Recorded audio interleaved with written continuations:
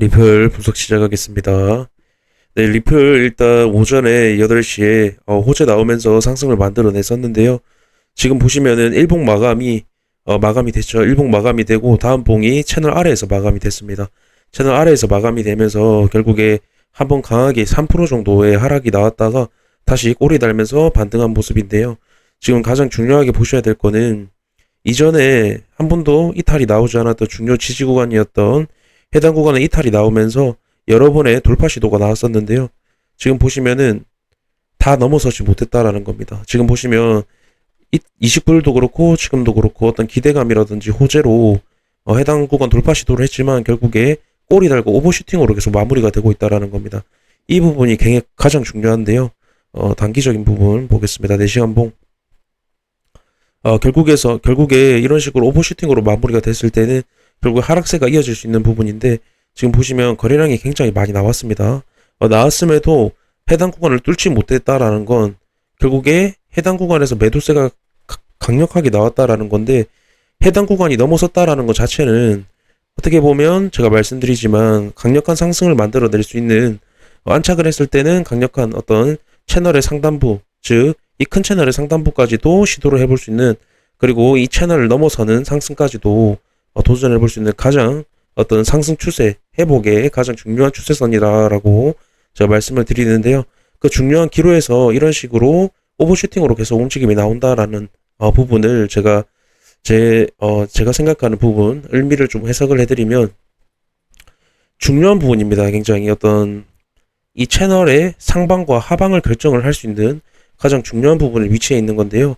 지금 보시면 이전에 큰 부분에서 좀 말씀을 드리겠습니다. 주봉입니다. 주봉 보시면 제가 큰 주봉에서 이런 상승을 만들어내고 기울기가 감소가 되고 있고 결국에 현재 마지막 상승 추세에 있다라고 말씀을 드렸습니다. 즉 이 상승 추세의 하단부, 이 채널의 하단부가 이탈이 나왔을 때는 결국에 하락 추세로 전환이 되면서 이런 식의 가격적인 하락 그리고 행보가 거쳐지면서 하락 행보가 나올 거다라는 게 제 관점인데요. 지금 보시면 마지막 상승 추세이기 때문에 방향성을 강하게 결정해야 되는 구간이죠. 상승 추세를 다시 살릴 것이냐 하락 추세로 접어들 것이냐. 하지만 지금 보시면은 호재를 띄우면서 상승 추세로 전환하는 모습을 한번 보여줬다가 갭을 메꾸고 결국에는 다시 채널 안으로 들어갔다라는 겁니다. 이런 식의 제 모습이 결국에는 하락 패턴이라고 말씀을 드리는데요. 이런 식의 모습이 나왔을 때는 채널의 하방으로 갈 확률이 굉장히 높습니다. 즉 상승에 대한 실패를 만들어냈고 제가 물량 트럭이봉이라고 말씀드렸습니다. 이때 당시 0.8달러 구간에 있을 때 계속 말씀을 드렸던 부분인데요. 갭을 메었다라는 건 결국에 더 큰 하락을 하기 위한 움직임이고 이 저점, 이 상승을 만들어냈던 저점을 깨기 위한 움직임이다라고 제가 해당 고점에서 계속 강조를 좀 드렸던 내용인데요. 그래서 그런 부분도 그렇고 고점에서 나왔던 매도 거래량 그리고 어떤 급등 추세의 이탈하는 모습이 나왔을 때 굉장히 확률 높게 이 급락하는 형태가 나올 거다 계속 말씀을 드렸던 부분이 있습니다. 그래서 이 부분을 왜 말씀을 드리냐면요. 지금 중요 구간에서는 이런 식으로 상승 힙소, 즉 상승 속임수가 굉장히 많이 나온다라는 겁니다. 왜냐하면 주봉이기 때문에 굉장히 큰 차트죠. 큰 차트에서 어떤 방향성이 나온다라는 건 장기적으로 어떤 상승장과 하락장을 결정을 할 수 있는 구간이기 때문에 이런 식의 힙소가 나왔을 때는 하방에 대한 압력이 많이 가해질 수 있고 결국에는 하락장으로 이어질 수 있다. 하락의 시그널이다. 하락장의 시그널이다. 라고 제가 계속 강조를 드린 이 부분인데요. 제가 이 주봉을 말씀을 드린 이유를 다시 일봉에 가서 좀 말씀을 드리면요. 제가 앞서 장기적인 부분을 말씀을 드렸던 이유는 제가 이 추세선, 단기적으로 해당 추세선을 넘어섰을 경우, 안착을 했을 경우에는 이 채널의 상단부 높게는 전고점까지도 가능한 상승의 움직임을 만들어줄 수 있는 굉장히 중요한 추세선이라고 말씀을 드리는데요. 지금 앞서도 말씀을 드렸던 채널에 대한 돌파 이후에 이런 식으로 내려오는 그림 그리고 급등 추세 이탈 그리고 채널에 대한 다시 재이탈에 대한 부분 다시 들어오는 모습을 봤을 때는 이미 채널에 대한 하단부를 깰 확률이 굉장히 높아진 시점에서 해당 구간을 넘어섰을 때는 이런 모멘텀을 만들어줄 수 있다라는 건 결국에 이런 식의 움직임에 대한 가능성보다는 채널의 하단부에 대한 이탈에 대한 가능성이 높기 때문에 지금 나오는 어떤 상승에 대한 돌파에 대한 부분은 상승 휩쓸 가능성이 이미 높아진 상태고 그러한 부분으로 봤을 때도 이미 어떤 의심을 해봐야 되는 부분이지만 지금 나오는 움직임을 봐도 계속 상승에 대한 휩소 오버슈팅으로 마무리가 되고 있다라는 겁니다. 거래량이 굉장히 많이 동반이 됐지만 아까 앞서 말씀드렸던 동반이 됐음에도 불구하고 안착하지 못하는 그림 이 자체를 의심을 해봐야 된다고 말씀을 드렸죠.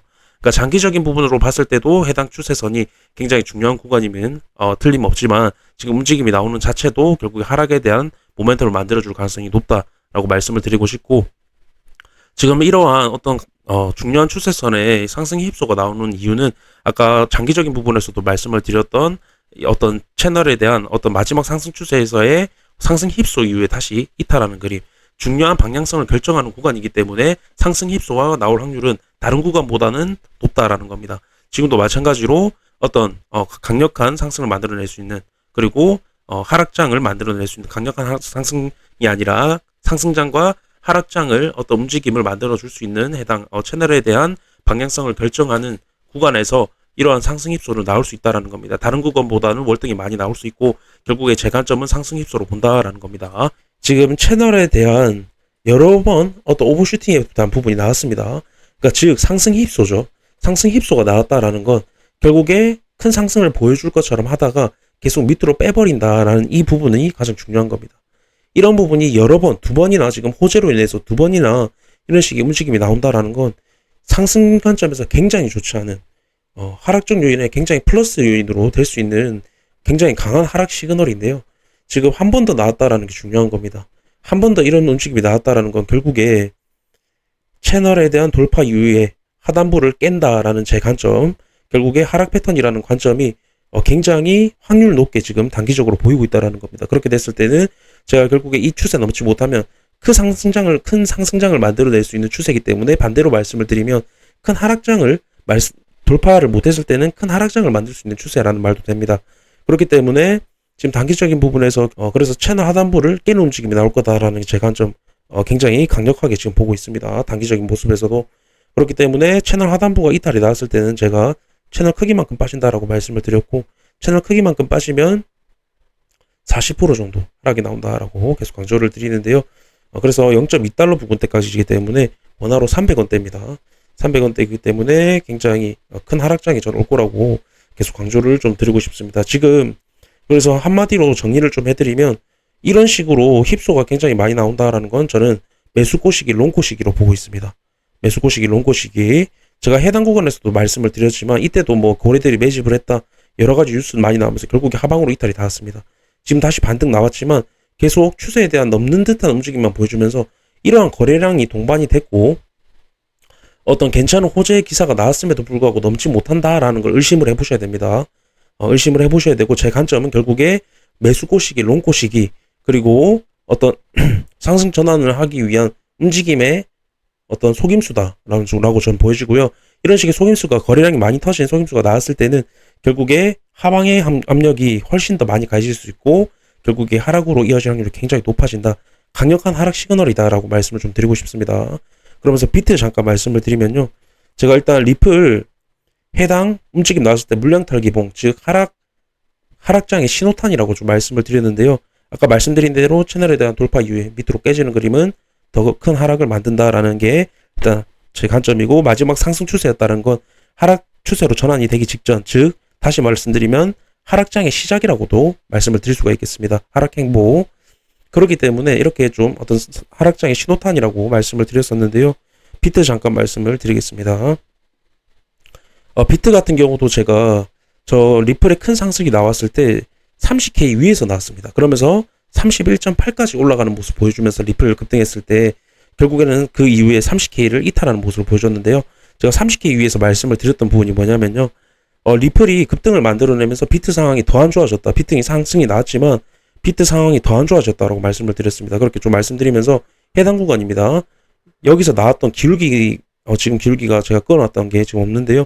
일단 기울기에 대한 부분, 제가 이전 영상에서 보시면 기울기에 대한 부분 말씀드리면서 기울기에 대한 부분 정석대로 감소를 하고 있고, 결국에 지금 상승이 나왔던 부분은 어떤 기울기, 이 추세에 대한 되돌림의 일부분이다. 즉 하락에 대한 부분을 그대로 만들고 있다. 이 행보, 결국에 30K에 대한 이탈이 나올 거다라고 좀 말씀을 드렸던 내용이 있습니다. 그러면서 제가 30K에 대한 이탈이 왜 중요하냐라고 말씀을 드렸냐면요. 헤드앤숄더에 대한 부분이 있었는데요. 헤드앤숄더에 대한 이탈이 나오고 갭을 메꾸는 그림이 나왔습니다. 갭을 메꾸는 그림이 아니라 돌파가 나오는 그림이면 1억도 가능한, 헤드앤숄더 머리를 넘어설 수 있는 전고점까지도 가능한 상승의 모멘텀을 만들어줄 수 있는 굉장히 중요한 라인이었는데요. 제가 그래서 상승장과 큰 하락장의 기로였다라고 말씀드렸습니다. 그래서 30K에 대한 이탈은 다시 말씀드리면은 큰 상승장과 큰 하락장에서 하락장으로 결정이 났다라는 겁니다. 그 리플의 급등이 나오면서. 하지만 근데 이전의 그림을 보시면, 이전에 어떤 리플의 급등이 나왔을 때 상황들을 보시면, 비트가 리플의 급등이 나왔을 때는 비트 어떤 코인 시장의 상승장의 마지막 하락장의 초입인 경우가 많았습니다. 그렇게 좀 그때 그 당시 급등이 나왔을 때 말씀드리면서 리플의 큰 급등이 결국에 하락장의 신호탄으로 저는 본다라고 좀 계속 강조를 드렸고, 거기서 비트가 급등이 리플의 급등이 나오면서 비트 상황이 굉장히 좋지 않아진 것을 봤을 때 역사가 반복될 확률이 높다. 그렇게 좀 말씀을 드렸던 부분인데요. 즉 결국에는 헤드앤숄더에 대한 갭 메우기로 마무리가 됐기 때문에, 이런 식으로 마무리가 됐을 때는 헤드앤숄더 갭을 메웠던 저점을 이탈하는 경우가 굉장히 많습니다. 즉 저는 비트도 그렇고 리플도 그렇고 큰 하락장의 시작으로 보는 거고요. 그렇게 됐을 때는 15K에 대한 이탈이 확률이 굉장히 높다라는 겁니다. 제 관점.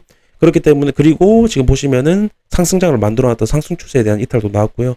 지금 리플에 대한 상승이 찐 반등이 아니다라는 건 여러 가지 지금 안착하지 못했고 오버슈팅으로 마무리됐고 여러 그런 부분에서도 보이지만, 지금 보시면 저는 결국에 롱 꼬시기, 상승 꼬시기로 봅니다. 비트 상황을 보시면요, 비트도 절대 무시할 수가 없습니다. 비트 상황 보시면 제가 이전에 여기서 좀 말씀을 드렸던 내용인데요.